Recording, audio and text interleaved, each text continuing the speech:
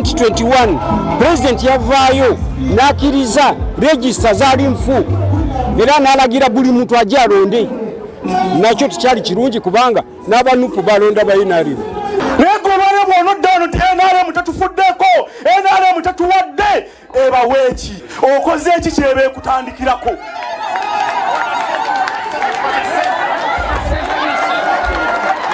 Kiwulira okoze eki ekizibu kya NRM ssentebe wa Sabukawunta kuyimirira wano nti kulonda structures, okulonda structures bajja kuwangula n'abaliyo kati mukoze eki. Nyabo director nawe uwe wakiso okugwa bantu NRM bakusuula ate bali mu structures. Omuzimu ogwayambala NRM ogw'abantu obutagaliza bannaabwe ng'olowooza tekyakitata kijjafu. Ng'abakungu mu kibiina ekiri mu buyinza ekya National Resistance Movement bagenda mu maaso n'okutalaga ebitundu by'eggwanga eby'enjawulo nga batereeza ebyo ebyasoba ebyabaviirako okugwa mu bifo ebimu mu kalulu ka 2021 wamu n'okwongera okunyweza obumu mu bannakibiina kino.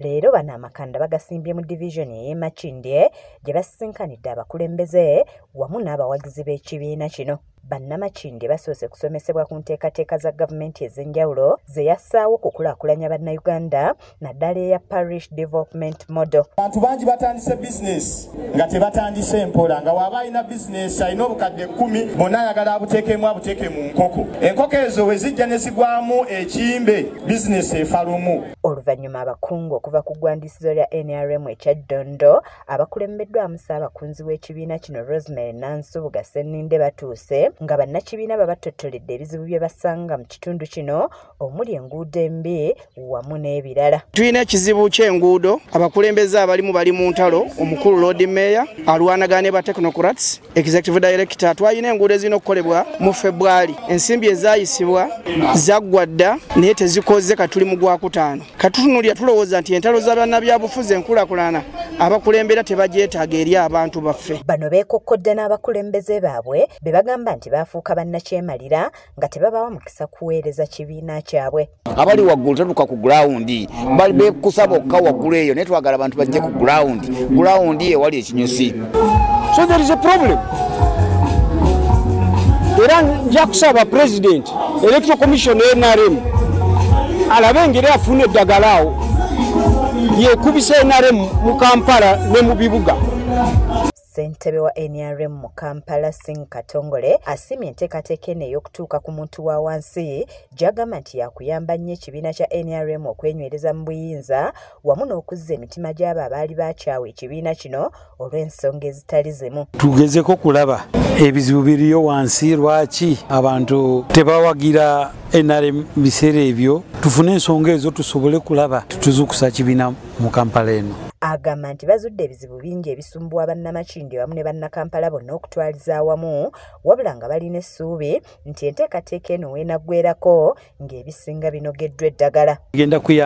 Tugenda kutuma bakadde baffe bakulembeze baffe kuva covid mbedda tewali kitambula nnyo, so at least tuze kubazukusa basobole okutuuka mu bantu wansi basobole kumanya kiki kyetaaga gavumenti, kiki kyerina kukola, NRM kiki kyerina bakolera abantu okulaba tuza buwagizi.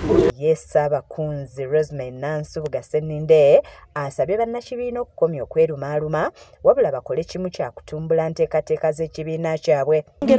Bongera okuwuliziganya kubanga ekimu ku bisinza okunakuwaza ab'NRM kwe kubeera nti NRM teyandibadde na opposition as such naye ffe ffennyini nga mu kibiina ffe twerwana. N'olwekyo twagala tukuliyetinga platform we tusobola okwogerera ensonga ezitusobera ezitukyankalanya ng'ekibiina ky'NRM tusobole okulaba nga tuzinogera eddagala. Naye mu nteekateeka eno ey'okukola programu eno okusinga ennyo twali guided by His Excellency the President ate nga ye ssentebe w'ekibiina. Ategeezezza nti enteekateeka eno yakubuna eggwanga lyonna nga bagenda basisinkana bannakibiina bamanye ebibaluma wamu n'okutereeza ebyo ebyasoba olwo ekibiina kiddemu kiyitimuke nga bwe gwali edda. Ngera okumobilizinga n'okuzza abantu kulembeze baffe engulu basobole okujjukira nti tetubeerabiranga babadde n'okwemulugunya nga balowooza nti tubajjukira mu biseera bya kalulu naye kakati tuli mu kalulu, n'olwekyo twagala bakimanye nti tuli wamu nabo.